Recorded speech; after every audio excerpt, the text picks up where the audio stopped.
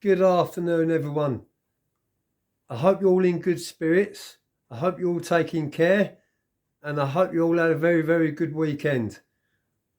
It's a bit of a wet weekend, but it is December and it is nearly Christmas. Cheers, mate. I'm just reading a few comments. Yeah, thank you.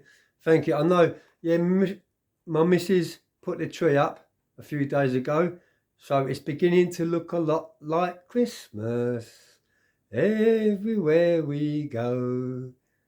It's a lovely time of year. I love this time of year, most of all Christmas. I love all the family. I love the support.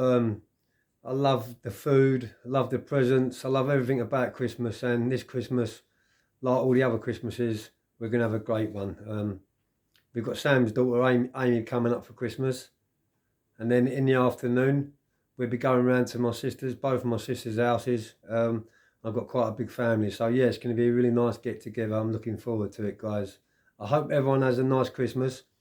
Um, and to those that haven't got many family members and they haven't got many people to rely on, I will be online on Christmas Day, putting out content onto my YouTube channel to lift your spirits up. So you're never alone, and I'm always here for a chat and if you can reach out to me. Anyway, guys, today what I want to talk to you about is a few different subjects. One is about prison, which I've got a very lot of experience about. I've also got a lot of experience about things what happen outside of prison too, in reality, everyday life. Because as many of you know, I've been out of prison for now 12 years and I've been clean from drugs for 12 years. So I've got many, many life experiences, good ones and bad ones. And I'm actually using the bad ones these days to deter anyone from following my footsteps or from committing crime or from taking drugs. Because if you look on my channel, it's all the truth. It's all nitty gritty, hardcore stuff. What happens when you're in that mindset and what comes with it too. Many years of misery, many years of hell, and you're in the pits of hell when you're stuck in prison. But yeah, today I want to talk to you about what do you think about the stop smoking policy, which come out in prison a few years ago. This is my personal opinion on it. I feel sorry for a lot of the long termers and also the lifers, despite what they're actually in prison for, because going to prison for life and doing long term, you're paying for your crime by doing your time. So that's you're being punished as it is by losing your freedom and going to prison for them X amount of years. So, for instance, when I was in jail, there was an old boy in there, and his name was Ken. Ken had done 27 years in prison, and when I met him, he was in his late 60s. So yeah, he went away when he was in his either late 30s or early 40s. But I used to go into his cell over the afternoon because it used to get me away from the madness and off the wings. And I used to go in there with Ken and have a cup of tea or a cup of coffee and have a nice roll up, and have a chat with him and sit down with him. And I feel sorry for people like that, because what the prison has done is they've stopped all smoking, and that's caused no end of problems for the screws and the inmates and the actual prison authorities. It's caused no end of problems. I mean, imagine that poor old boy, poor old Ken. He's done 26, 27 years. All he can live for, his only bit of pleasure in life is having a roll up, because that's the only bit of pleasure a lot of long termers have, is to have a roll up and a fag. So imagine people like that, and what it done, it caused a lot of problems in jail, especially with mental health. So you've got people what have got severe mental health problems, what have done many years in jail, they've had to stop smoking. It's hard enough to stop smoking outside of jail if you're a smoker. So you can imagine what it's like inside jail. The only solution to that is once they've stopped it in there, there is no more smoking for them old boys. They had to deal with withdrawals of coming off smoking, and quite a few of them There's quite a few cases, especially in the UK, what have actually committed suicide because of the stop smoking policy. So yeah, it caused no end of problems, and I feel sorry for a lot of them long termers what are still stuck in there. What the only thing the only bit of pleasure they had in life, they're never going to see daylight again, and as I say, they're paying for their crime by doing their time. So why punish them again? And also the other problem it caused, but this stop smoking is yeah, I know drug dealers quickly jumped on the bandwagon and realised that tobacco inside prison now was making 10 times the amount of money than what it was making outside. So outside of prison, say for instance, 2 ounces or 50 grams of tobacco is 15, 16, up to £18. Inside jail, that tobacco is now worth over £200, and they're breaking it up into little baggies and they're selling it for like tens and £20 a time. And how they're doing that is the drug dealers, they're obviously asking their visitors to bring in tobacco in it instead of bringing drugs in. Now they're now bringing tobacco in, and it's very hard to detect in prison because the sniffer dogs are not trained for sniffing tobacco. So that's another problem on its own. They've had to train all new dogs to because you've got to train them from pups. You can't just like expect a dog to start sniffing something out what it's never been trained to sniff. So that's another problem. But yeah, you've got inmates in there what can't stop, and what are on the phone to their people, doing send outs, getting their people to send these drug dealers money just for little bits of tobacco. And they've brought in vaping things in jail and all. So instead of getting half ounce of tobacco when you go through reception, they're now giving you a choice of having a packet of biscuits and crisp or a smoker's pack. And the smoker's pack is now a vaping pack. And that's caused no end of problems too. We could talk about vaping all day long. That's got a battery in it. It's explosive. So it's not rocket science what's being done in jail with vapes. Let me know what you think about this, guys, about the stop smoking in jail. Was it the right thing to do? I know the government are thinking about healthy, but I mean, at the end of the day, inmates what are in jail are healthy anyway because they're not having the strains and the stress of outside stuff because they're locked up away, and a lot of inmates hit the gym anyway, and their health goes up tremendously. So it wasn't all about like helping the inmates to gain like for health and things like that. It wasn't that at all, yeah, let me know what you think about this subject, guys, and in the comments underneath. Cheers, guys.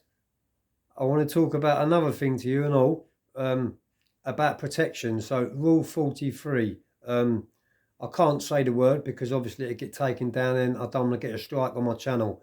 But these people, when they go to jail on rule 43, for sexual offences or, for anything, I don't even like talking about that word now because of especially what's just happened recently with that little boy. I'm not going to mention our names, but yeah, he basically got poisoned by salt by his parents.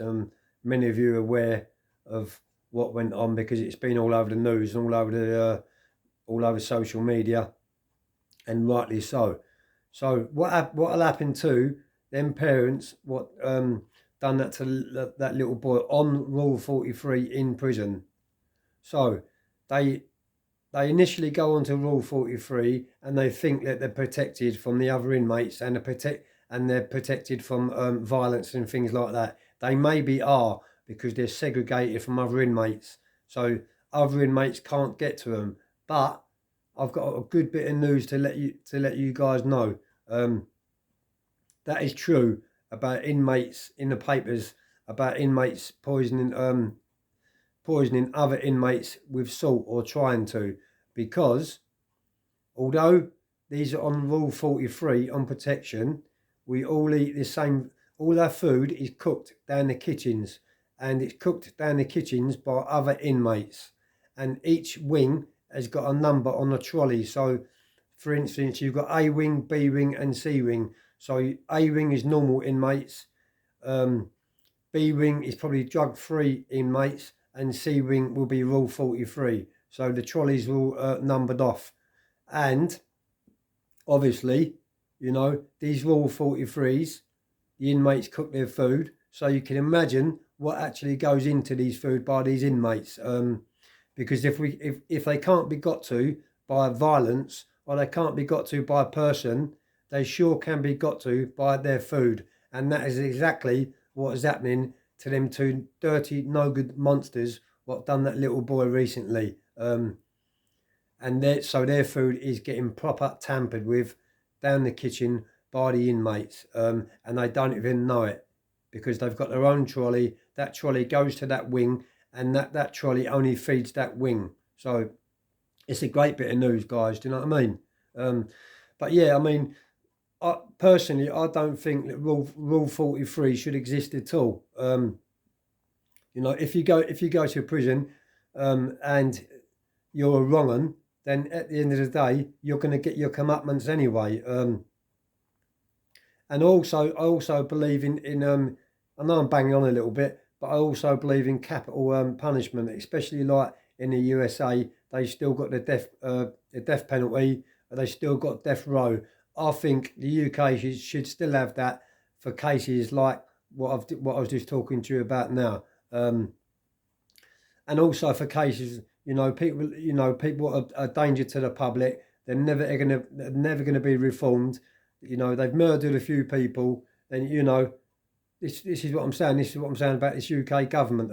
I think it should all change, and believe me, if I was in government, if I was in power, I'd be bringing the death sentence back in, because I do believe in that capital punishment. What do you guys think about this? Do you believe in capital punishment? Some people could argue that people could be getting killed or hung or killed in prison, obviously, and they're not guilty. Basically, they haven't committed a crime, but they've been found guilty and they've been hung. So this is the main reason why they've stopped capital punishment in the UK, because of a few people got hung and they was wrongly convicted. So that's the only reason why they've stopped it, to nip it in the bud. But I think they should bring it back. Anyway, guys, I did say I'll be uploading something different today, and I hope you guys find it interesting. Let me know what you think about my Christmas tree, what my missus put up. Look at that. I'll actually spin the camera around and I'll show you.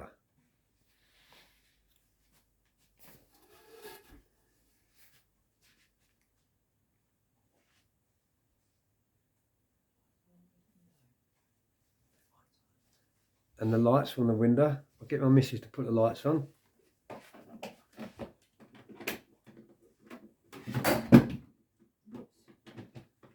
Yeah. It's beginning to look a lot like Christmas everywhere we go.